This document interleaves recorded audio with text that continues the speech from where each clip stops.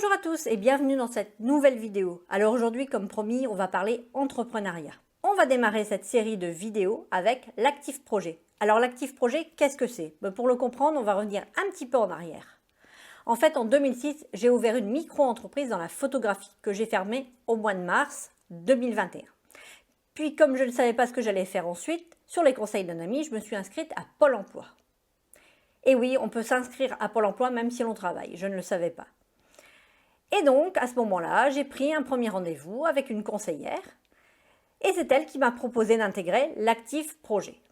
Alors pour vous inscrire, c'est très simple. Il vous suffit d'aller dans votre espace personnel sur le site de Pôle emploi, puis vous cliquez sur Mes services à la carte et sur la page des services, vous aurez plusieurs onglets. Donc l'onglet Choisir un métier, vous cliquez dessus et vous arrivez sur Actif Projet. Il y a une multitude de services possibles avec Pôle emploi. Alors ce sont des organismes extérieurs qui s'occupent de ces services, même si c'est Pôle emploi qui les finance. Moi j'ai choisi en fait le CIBC de Bordeaux qui est avenue Thiers à côté de la place Stalingrad. Donc j'ai eu un premier rendez-vous au CIBC avec une référente qui m'a expliqué ce qu'était l'actif projet, ce qu'elle proposait et les différents rendez-vous que nous aurions. Alors l'actif projet dure environ 2 mois et demi, un peu plus si vous faites des stages en immersion. Et donc, on vous propose des rendez-vous de groupe et des rendez-vous individuels. Et petit à petit, au fil des ateliers, on peaufine ses recherches. Alors moi, en fait, j'ai tout gardé dans un carnet. Vous voyez, j'ai mis des onglets pour chacune des choses que j'ai faites. En premier, donc c'est le CIBC évidemment, puisque c'était l'actif projet. Et donc, j'ai mes différents ateliers avec ce que j'en ai retenu. Alors dans ce premier atelier, par exemple, on fait un tour de table pour voir les autres personnes du groupe qui font également l'actif projet en même temps que vous.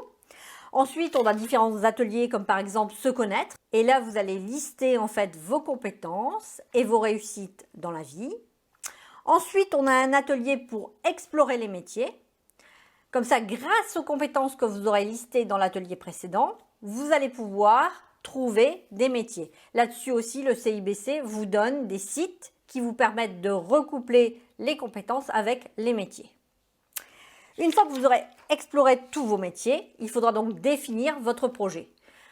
Par exemple, si dans vos compétences, vous êtes compétent dans la vente et que vous avez ciblé plusieurs métiers comme vendeur chez un fleuriste ou vendeur en boulangerie, à ce moment-là, dans l'atelier 3, vous pourrez définir le projet qui vous intéresse le plus. Alors, pas de panique, si vous n'êtes pas sûr de vous, vous aurez la possibilité de faire des stages en immersion pendant maximum 1 semaine. C'est-à-dire que vous pourrez aller chez un fleuriste, puis vous pourrez aller chez un boulanger.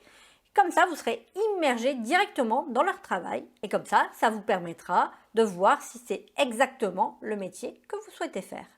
Si vous ne souhaitez pas faire de stage en entreprise, vous pouvez tout simplement contacter des professionnels dans la branche que vous souhaitez, par exemple des fleuristes, et leur demander leur avis sur leur expérience, les points positifs, les points négatifs du métier.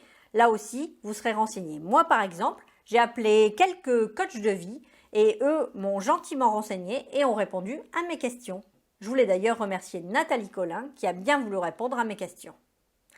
Donc ensuite, à la suite des stages en immersion, vous aurez le dernier des rendez-vous, c'est l'atelier 4, les possibilités de mise en œuvre. Parce que là, vous avez trouvé ce que vous voulez faire, mais comment le faire?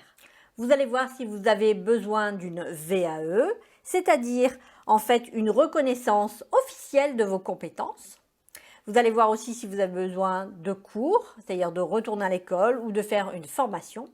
Et surtout, les possibilités de financement. Alors comme je vous ai dit, tous ces ateliers de groupe sont couplés avec des ateliers individuels. À chaque fois, vous allez retrouver votre référente qui fera le bilan avec vous de chaque session. Le dernier rendez-vous sera évidemment individuel et vous ferez le bilan de cet actif projet. On vous demandera ce que vous en avez pensé.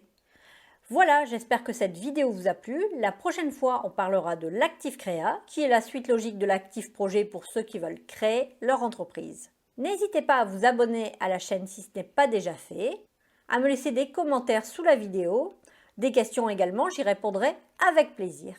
Vous retrouverez également dans la description les liens vers l'actif projet de Pôle emploi et le CIBC. Et je vous dis à très bientôt.